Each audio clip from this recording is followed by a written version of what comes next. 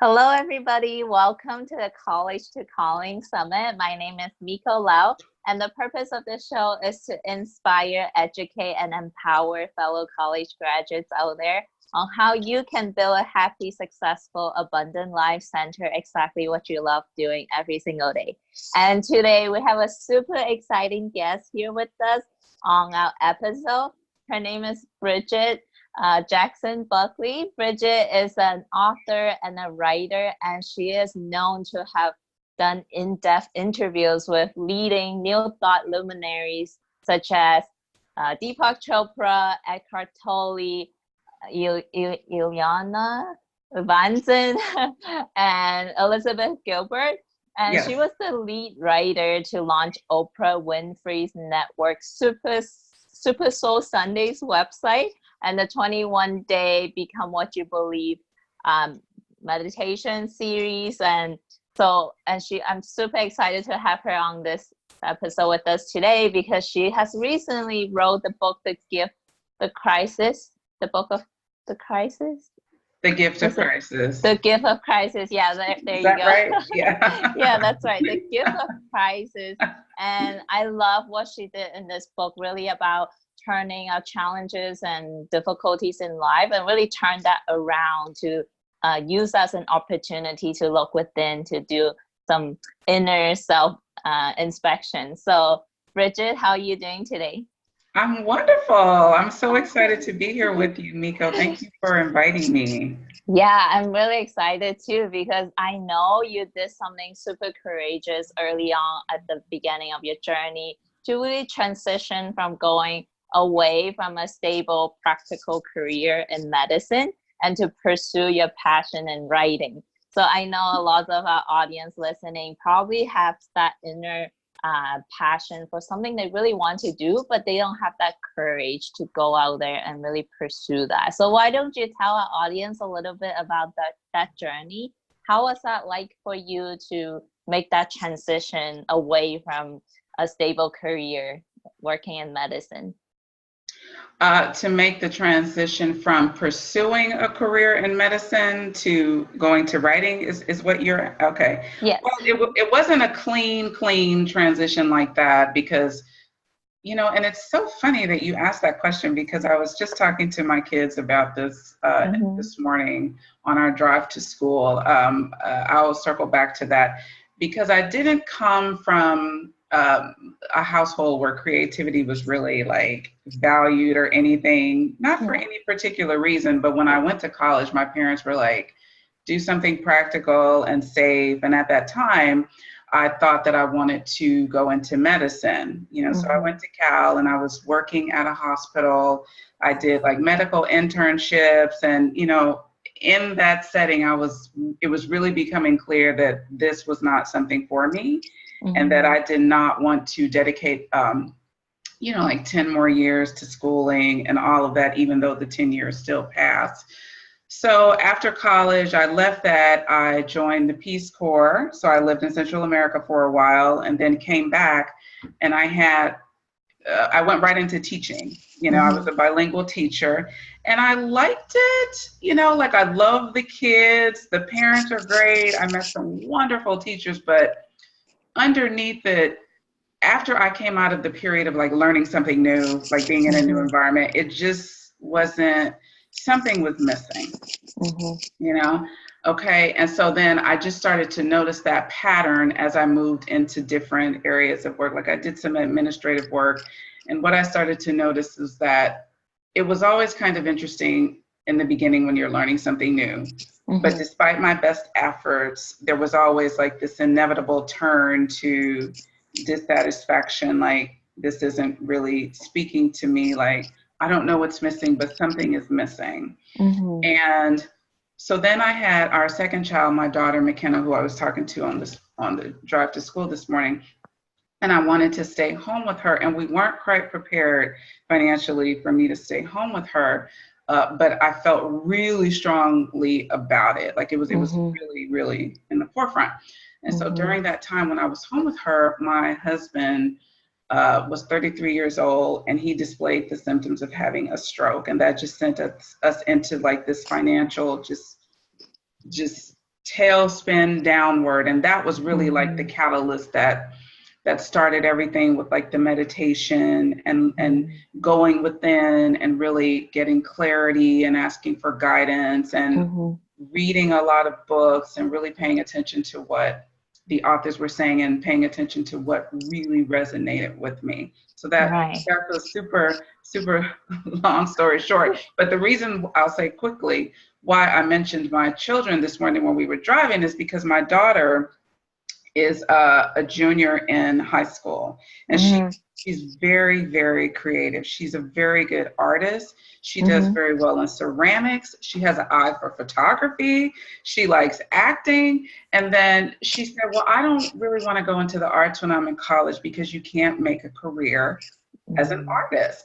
And so I said, okay, that's fine. But I just want you to understand that that's not really a fact. That's a belief that at 16 years old, you are telling yourself, and that will inform you for the rest of your life.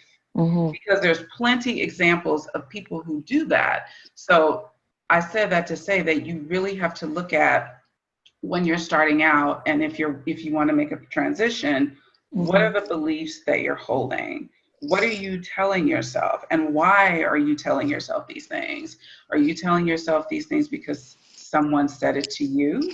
Because you looked at an external situation and you made a determination, like a conclusion, that is not necessarily true. It could be true for that person's experience, but you don't have to take that into your body and live that and have that influence you for decades to come. Wow, that is so powerful. That was a lot, but I just wanted to bring it in because we're right there dealing with it, and you just have to be mindful of what you're telling yourself. Yeah, I resonate with that absolutely, and I love that we share a common background with that. We both went to Cal, and I just graduated 2 years ago, and I see that in a lot of my friends and peers who also graduated from Berkeley.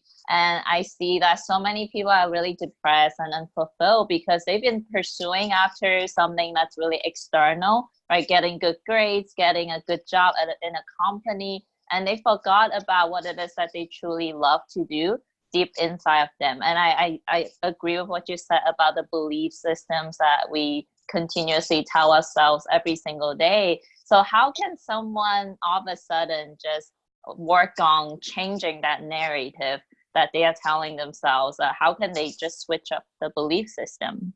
Well, you can, once you become aware, then you can be very aware of the type of thoughts that you're thinking. And you can make the choice to choose those thoughts, because the thoughts that you're thinking are informing your emotional response. And your emotional response is what's pulling certain situations to you. But so it's not necessarily something that's just going to happen overnight. What was my point? But as you become more aware of what you're doing and how you're reacting, then your responses can be more expansive. So what I wanted to say about that, like how you can become clearer, more aware, for me, it was meditation. Going into periods of silence, sustained silence, and also coupling that with affirmative prayer, reading a lot, and really paying attention to what I was reading. I know it may sound a little bit repetitive, but that was really the core. Because one of the things that you have to understand is that in our society, we have a lot of identification with external results, external situations.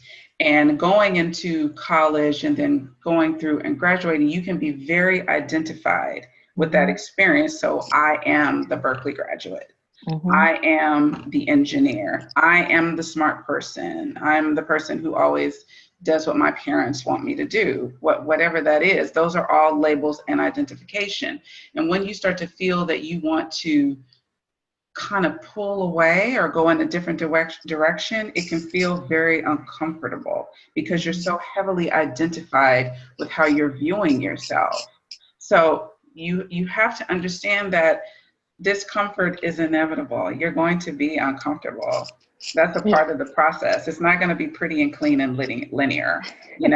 You are really going to have to get comfortable being uncomfortable. Mm-hmm. And that's something that I'm still kind of, it's a lot easier, but I'm still in situations a lot that I've never been in before that are uncomfortable. And you're just like, okay, well, I'm here, I'm solid, and we'll see what this leads to. We'll see where it goes.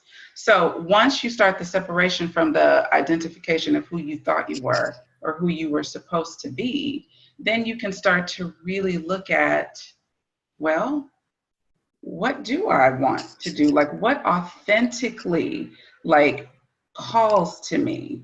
What am I curious about? What do I want to know more about? What is it that I'm hearing, seeing, participating in when I feel sparks of excitement? Because those are the signs from your soul, from your internal guidance that often speaks to you through your heart, that is something that you can explore. Mm-hmm. It doesn't mean that you're going to come out of Cal and you're like, I want to follow my heart, and then just boom, it's right there. But sometimes it kind of feels like following spiritual breadcrumbs, like, you know, and so it's so important to pay attention to what are you curious about? What are you inspired about? Passion is a term that's used a lot. So that's why I say like curious, and you feel it's like, oh, what's that about? I do think I want to do that. And it could be leading you. It's just leading you in the direction that's more authentic to you, even though it might not be an immediate final destination. It's guiding you and taking you that way, so that when something comes into your experience and it's like, well, here's a job at UPS. Do you want to take that? Here's a job at Amgen. Do you want to take that? Is it speaking to you authentically? Do you feel excitement?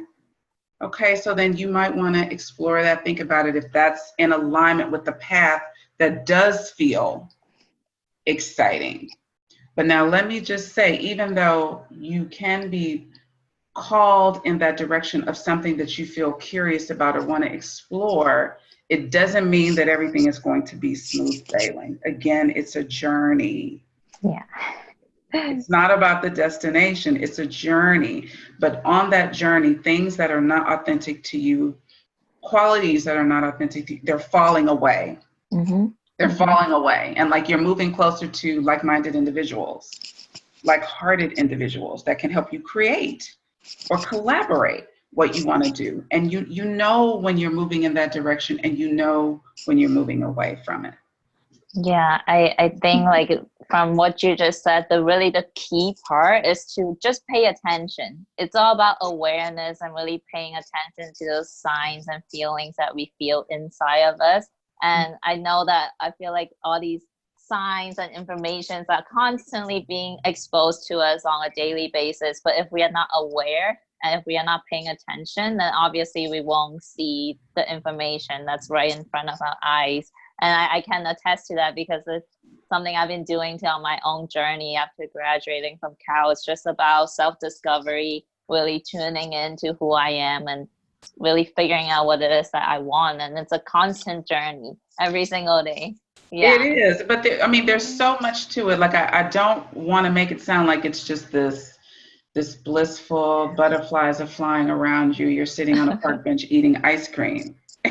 because as much as I wanted to write, like when we were, like just throughout my younger days, like even throughout college and when I was working in other professions, and being at home when we went through the financial crisis, there was always this side of me that said, you should write. Like this little voice I heard like toward the left side. And like as soon as that voice said the last word of you should write, the counter voice was, but you don't have anything to write about. The self-sabotaging, fearful voice. Yeah. There was an interplay between those two voices for years. For years. And so even though it was writing was something that I've done since I was a child, and it's always my go-to. I still keep journals. I was writing in my journal last night.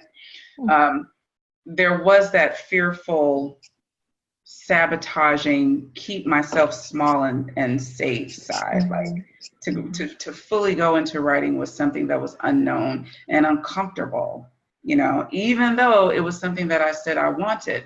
And I want your audience to know that when the opportunity came about for me to write the book, I almost sabotaged it because I was so scared. I was like, oh my gosh, the literary agent wants to work with me. Oh my gosh, the literary agent wants to work with me. Like, what the hell? You know, like, I don't know if I can actually do this. Can I actually write a book? Can I write a book that somebody will actually want to read? I sat in that space of like terror and fear for a solid 2 weeks. Like, I write about it in the book, and I had to consult with a friend about it. I was having psychosomatic symptoms. I mean, it was like, oh my God, my life is going to change. What's going to happen? So there is that. But then I, said to myself, this is an opportunity, and I do not want to be on my deathbed at 90 years old, knowing that I let an opportunity pass me by just because I was afraid and didn't know what was on the other side of that. So it was like, okay, I was like biting my nails and like typing up the text and asking for feedback. And it was such an expansive experience, even though, so I just want you to understand that it's not going to always be this wonderful, easy, you keep going if you know that it's authentically speaking to you, and you take the chances, Yeah, and I think like when something really great is about to happen, that's when the fears are the biggest. When you're about to make that huge transformation, that shift, that's when the opposition is the strongest. Like I felt that too many times. It does appear to be so, because it's almost like there's something, I don't know if it's something internal or if it's something that we're just noticing outwardly. We do create our realities, but it does seem like there's something that's just trying to keep you in a box, just keep you small, keep your life small. And if you're talking about like really living a full life, really being authentic, it requires courage, Miko. It really does. And courage is not always, it doesn't always look like what we see portrayed in the movies of, going to battle with the sword with 1,000 people by your side. Courage is enacted sometimes in those daily quiet moments when you're by yourself and you're like, I'm going to reach out to her. I'm going to ask him if he will mentor me. I'm going to go ahead and apply for that job, even though my skill set isn't quite there, but I know I can get there. Those are little moments of courage. And the more you do that, I think you're moving closer to truth, authenticity, and really stepping into the fullness of who your soul is calling for you to be, to express. Yeah. So would you say like on this journey did you get any help from other people around you, or was Yeah, because you mentioned mentors, and I know the power of having mentors and being in the right community to really support you on this journey. So what would you recommend someone to go about really immersing in that community? How can they even find that circle? Well, I would say that I definitely had help. I did not do all this by myself, but it wasn't in the form of a traditional mentor. It was me. I wouldn't say that I actively, how can I put this? I didn't actively seek people out and say like, can you be with me on this journey? It just seemed like the more I said yes to it, the people and circumstances found me and came into existence. Because just around the time when everything was happening, I'm just talking about the book because it's a clear, easy example. Just about the time that the book was about to be written, some very good friends of mine, like-minded, like they understand my core intention for the book and for writing and for my professional goals. One of my friends said, let's get together for coffee. And I was like, okay, let's get together for coffee. And we were going to talk about like writing and screenwriting. And from that coffee gathering, I was like, well, why don't we meet again next week at my house? And like, we could talk about writing. And that turned into a weekly writers group. Those were my editors. Like I would write my chapter for my book and then can you just read this? Give me some feedback. And they were invaluable of the support that I needed to really tighten the message and keep it clear. I could not have done this by myself or without them. And then because I was meditating, so let me jump back. And because I was meditating and really making a sincere, very sincere, concerted effort to, to really just to be with what was speaking to me and to be open, to know that opportunity often come in unexpected ways. Yeah. So when I got this feeling, this feeling to ask one of my friends, do you by any chance know like a literary agent? She was going to tell me no, I don't know anyone, because you don't have enough followers on social media, and literary agents usually like you to have a gigantic following and whatnot. So she was like, let's talk on Tuesday. And in between the course of when I sent her the email and when we were supposed to talk, it was like 3 days. She met a literary agent who just told her. So there's all this this synchronicity, who told her she wanted to, work on projects, and not that she wasn't, but really expand working on projects that she really believed in. Yeah. And when she called me to tell me about the literary agent, I swear the literary agent called her like as soon as we got off the phone. So it was just stuff like that. It's just stuff like that, like the little spiritual breadcrumbs, like, yes, go in this direction. And so there was a lot of that. So that's what I mean when I say like I didn't do this by myself, because I had to pay attention to the internal prompts that were coming through me. Sometimes that said, ask this person this, or send this person this email, even if I wasn't sure what it would lead to, and saying yes to forming a writing group. All of that like led to this wonderful packaged outcome. Oh, that is so amazing. And yeah, I love how the universe just opened the doors for us the moment we take that first step to make the decision, like, this is what I'm doing. And that's when all the amazing synchronicities show up. It's so fun. It's really fun because it's like a pleasant surprise. You're just like, oh my gosh, like this is wonderful. I could not have planned this better if I even tried. Right. And there's a higher power that's really guiding you on this journey. So how can someone really build that relationship with our inner guidance system? That's something that I do believe takes time to cultivate and to really strengthen that relationship. So how can someone start that bond right now, today, after listening to this interview? Well, okay, so I would say one of the things that is the most important to me, normally on my interviews, I say, meditation, and I will get to that. But for this call, what's really coming through is you really have to have sincerity. I mean, you need to be sincere. Like you can't, I want this and I want that, and just be kind of bland and cold about it. Like you have to really have a sincere willingness to be shown, to be open, to understand that there is no way in the world you can mentally see, project, or force possibilities and outcomes.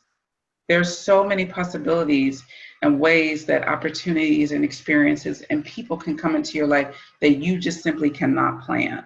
So you need to be open to the fact that you do know a lot, but you don't have all the answers, and and let those answers come to you. Now, so being sincere, being willing to be open, And then another thing that you also need to do that's very important is it's helpful to really quiet the mind, because there's a lot of mental chatter. There could be a lot of chatter of the, well, I should, and I'm scared, I don't know if I'm up to this, I shouldn't be here with these people, I'm out of my depth. These are all just fearful thoughts that are coming up, not necessarily for you to judge them and say, you're terrible, go away, but to be aware that there's something in there, there's something inside you that you can become aware of and integrate it. Okay, so it's not so much like we want to make the fear go away, the fear of trying something new, the fear of being in a new environment, the fear in changing career. We don't want the fear to all just go away, because we do need fear to keep us safe sometimes. But you just have to understand, or create a way to, like, okay, I'm going to be nervous. There's going to be some fear,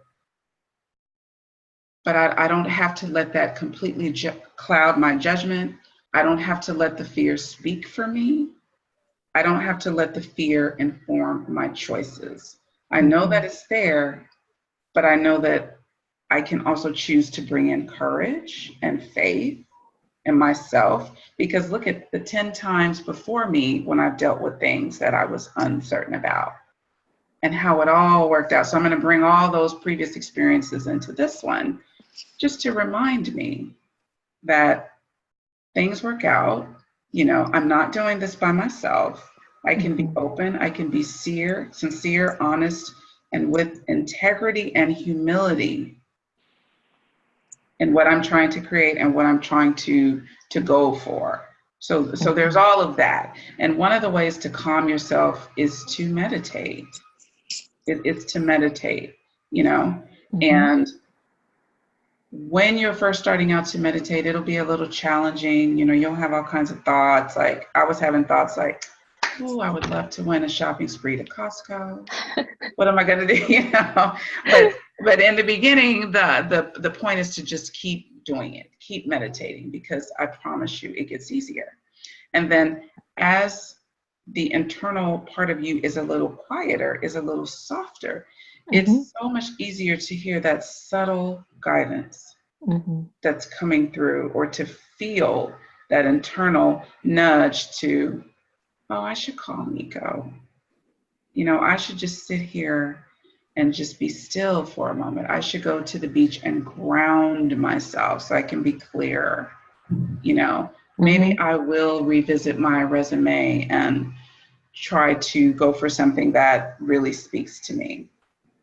Does that Yes, yeah. So I personally have struggled with sticking with meditation. I know the power of it, and I know how magical it can be to quiet my mind, but it's difficult. Like at the beginning, like you said, it's very challenging because our mind's always thinking all kinds of stuff. So do you have a specific routine when it comes to fitting meditation into your life? Do you do it first thing in the morning or before bed? How do you fit meditation into your routine? Well, I would say in the beginning, if it's difficult, and then I'll come to your question, it doesn't have to be that you have the intention to sit down for 30 minutes. It could just be 2 to 3 minutes. Then, when you're ready, it could be 5. You can do what you need to do. For me in the beginning, it was about 15 minutes, because it probably 5 of those minutes was just, it's just, and then your body starts to relax, and then you're like, oh, there was a period. There was a gap. There was a gap, and then the gap between thoughts start to widen. So if you just keep putting your body physically in that position, just find a place where when you sit in that position, your body instantly goes into relaxation, quiet, and solitude. So that could be one of your goals. Let me find a physical place where wherever I sit, that's it. If it works best for you to do it in the morning, fine. In the evening, that's fine. And even for me, I still have a pillow behind my back. I'm not just sitting, because I'd be distracted. I'd be like, my back is getting tired. I mean, all that's there.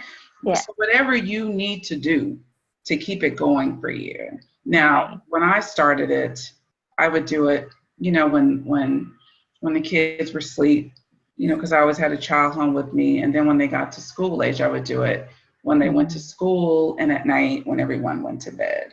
And now it's kind of the same, like late at night, because it's very, very still and it's very quiet, so I could do it easily then. And now I can just drop right into nothingness pretty quickly, but I've been doing it for a while.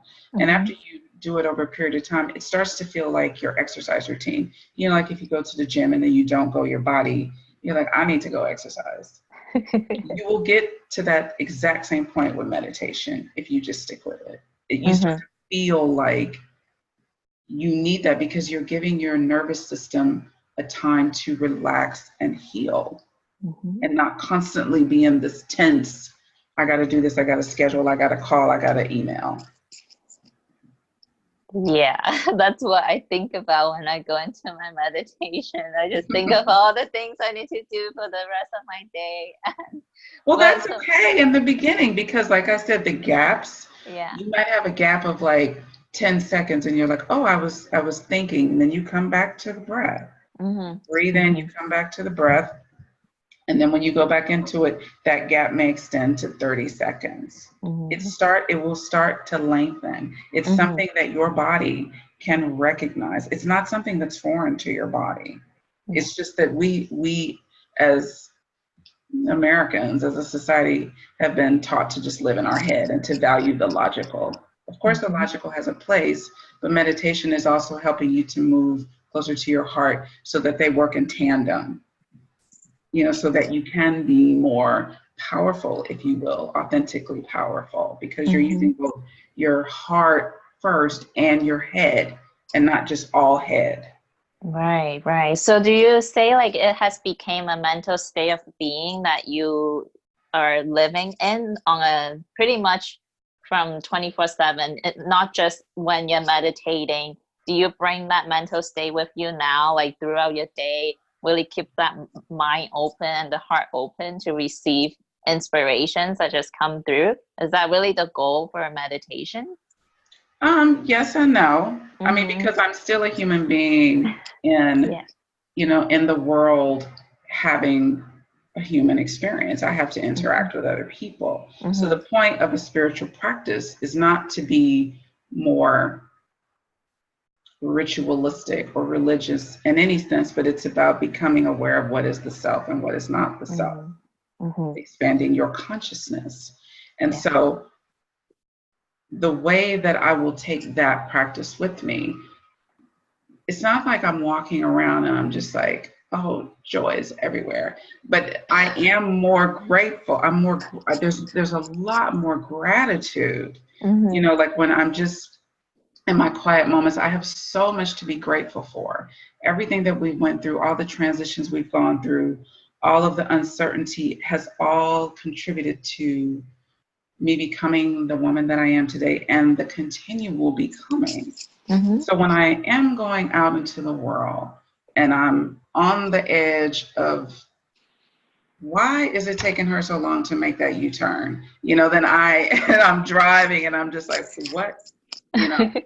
Then there's a much faster awareness of like, okay, take a deep breath, It's really not about the U-turn. It's really not about the driver. There's something else that's concerning me. Okay, what's really going on? Like it helps you to bring it to all of these interactions. Or if I'm, let's say, on the cusp of having a heated conversation with my husband, like I can bring that awareness, like, am I going to say something to him because I just want to dig in and really just piss him off? Or am I going to say something because I'm really speaking from my heart? It's like you have that awareness with you. So you're choosing and you're responding differently. You're not just flying off the handle. You're not just reacting to everything that's coming your way. You're not just being pulled around by everything that's happening outside, so where you start to just feel very off kilter, like you're just all over the place. So the meditation, the prayer, the being with your heart as best as you can where you are, you take it with you and you use it to be more aware of what you're contributing to the world and how you are going to respond to what you are observing in the world. Does that make sense? Yeah, that makes perfect sense. So instead of just reacting instinctively, we are responding in a conscious manner on how we want to show up in this planet. Yeah, like you're less, start to see like you're less triggered because you understand like some of the interactions you have with people are about them and have nothing to do with you. But if you feel very upset and very very hot, then that is for you to pay attention to. There's something in you that you need to look at, that you are feeling this way with that situation. You understand? Like that's triggering. So it's just feedback.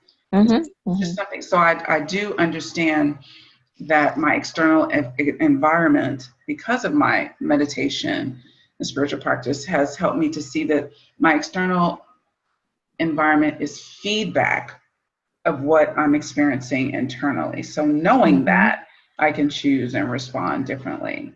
Right. So I know in your book you mentioned how like looking at external events that are happening outside of us is something that's it's an underlying cause inside of us. So how is that something that we can understand better through meditation, or is there other practice that you also do to really dive deep to understand what that underlying problem is? Well, one of the aspect of meditation that helps you to understand that, because those thoughts that you say you're having every time you sit down, you start to see a pattern in those thoughts. Right. You start to see what you're thinking, like what you're creating. Again, we are energetic beings.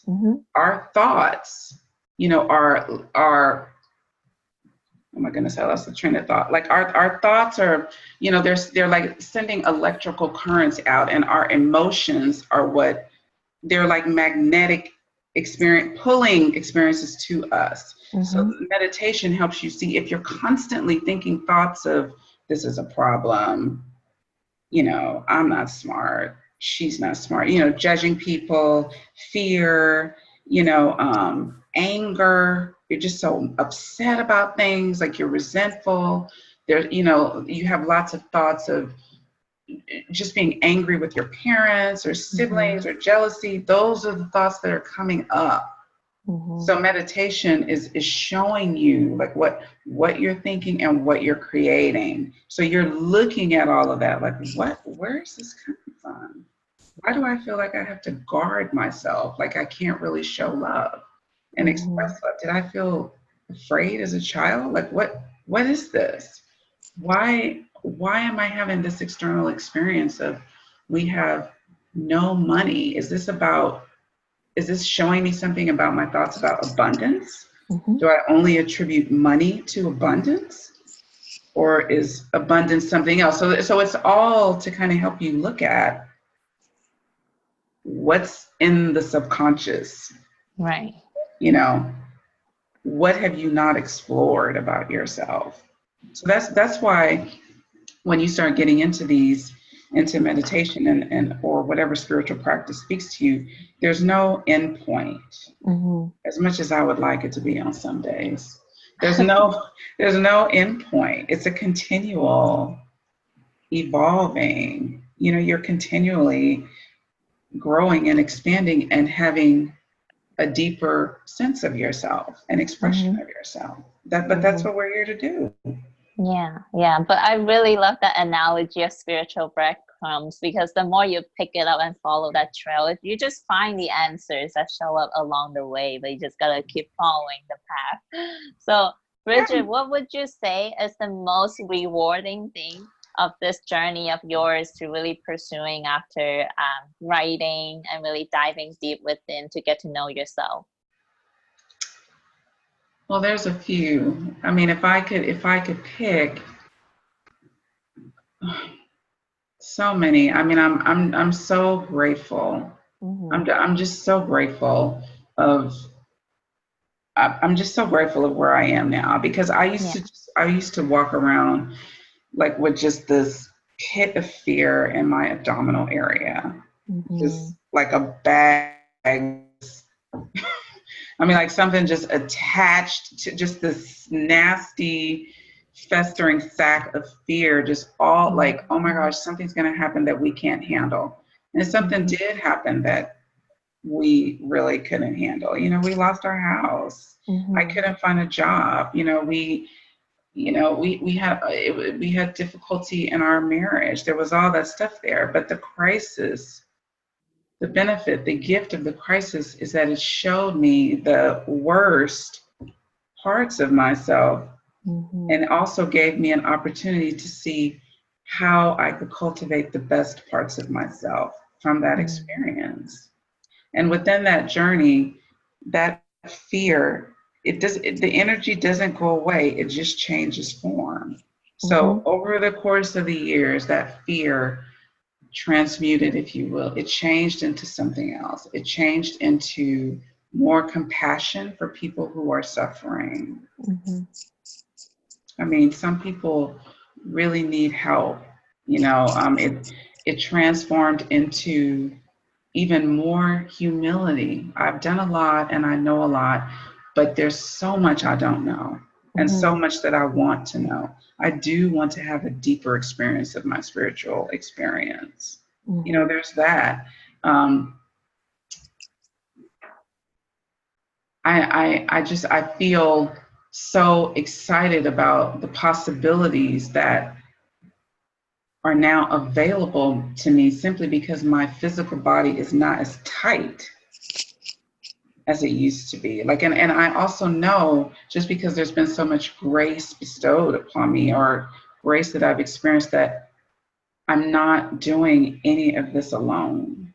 Like these are no longer things that sound pretty on paper or in a book and just hover up here. Like these are knowings that are now housed in my body as wisdom. I know this, so I don't have to worry and grasp. And if I don't go on that career trajectory, my life is going to fall apart. My parents won't accept. Like I don't have to worry.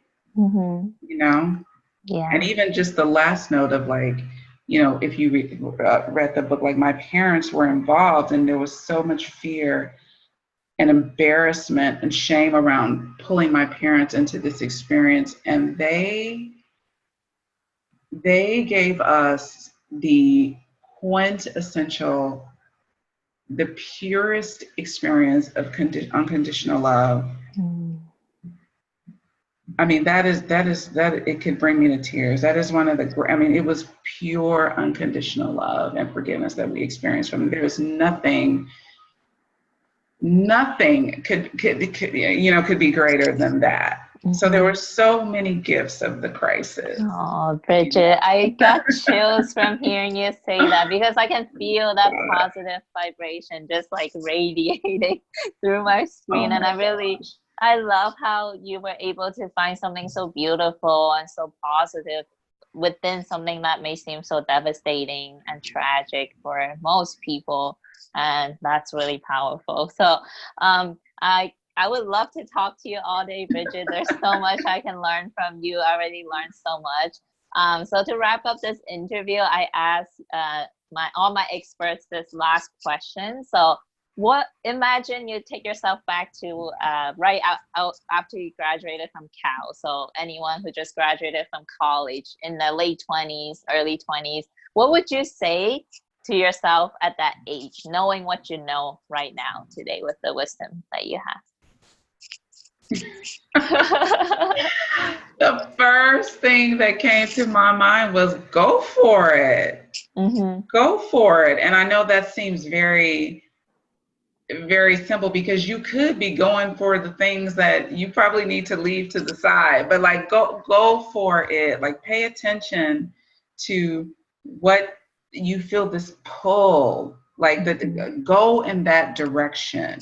Go for the excitement. You're going to have some moments of difficulty, but that's all a part of the growth. That's all a part of life, and these people who you are so afraid to possibly be disappointed in you, they will go through their own experience of that too. That's fine. But they will still love you. The love will still be there. Be who you are meant to be, because anything less than that is why it's so unsettling, why it's so uncomfortable. Go for it and be with your heart in the midst of going for it. Oh, I love it so much. Yeah, that's why I'm super passionate about working with this group of people, because we're at the best time to take risk right now. We can always bounce back if things don't work out, and just go for it, like you said. So Bridgitte, you've been super amazing on this interview. I know our audience absolutely loved you. So And I know you're also really passionate about helping people to really build a life that they love. So I know you have prepared a free gift for our audience today. So can you tell us how we can access that free gift? Sure. So the book is called The Gift of Crisis: How I Use Meditation to Go from Financial Failure to a Life of Purpose. And what I have extended to you as the free gift is the entire introduction in its fullness. So what you can do is go to my website, bjbuckley.com, and on the tab that says book, if you just hover over that, you'll see excerpt. And you just click on that, and Nico will supply you with the password that's available for you to access that chapter, or the introduction. So the introduction introduces you to my life before the crisis and what happened to lead into the crisis and my approach during the crisis. Awesome. Yes, I'll be including the password inside the email that this interview was released. So make sure you guys go and get that. And also, Bridgitte, how can our audience find you online other than your website? Do you have any social media platforms? Yes, I love Instagram. I love the visual aspect of Instagram. So that's BJ Buckley on Instagram. And then the book page is Facebook, The Gift of Crisis. That's the Facebook page. And also, oh my gosh, how did I even forget? I have a blog on Medium. I almost forgot that. Like, I write on Medium a lot and other online platforms. So if you Google my name, you'll see all the links to where I have writings. And then some of the interviewees that Miko mentioned at the start of the call, those are all listed on the website under the interviews tab. I wanted to have them all in one place because there's just a wealth of information there. Awesome. Well, thank you so much, Bridgitte, for coming on to this episode today. And thank you, everyone, for tuning in. Make sure you come back to our next interview to hear more good stuff. So I'll talk to you guys later. Thank you. Bye.